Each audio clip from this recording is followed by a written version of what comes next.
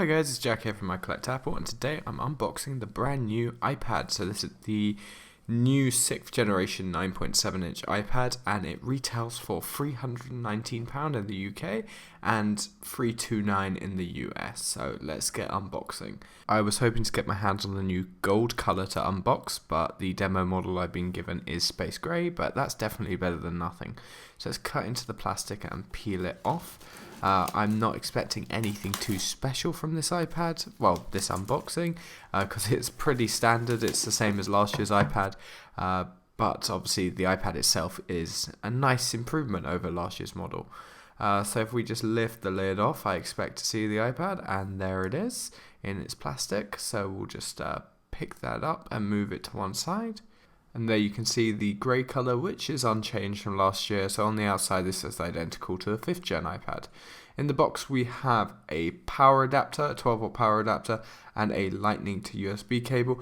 I have no documentation or Apple stickers in this box due to the fact it's a demo unit, but I have seen the retail version, and the sort of design of the quick start guide is similar to that of the iPhone 10 and the HomePod, the same sort of theme as them.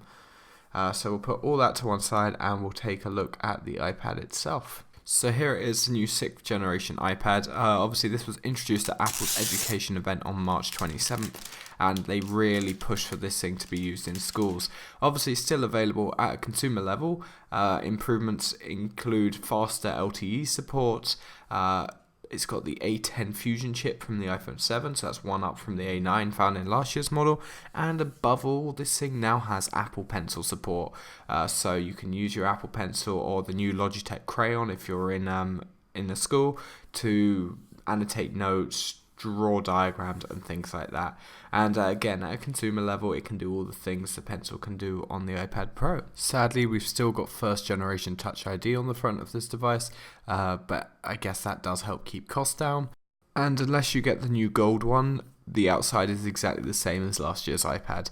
On the back of this one here, we do have FCC labels because I'm in the UK and we have those on the back there. So that's everything for this unboxing, guys. Thanks a bunch for watching. Don't forget to like and subscribe, and I will catch you in the next video. Peace.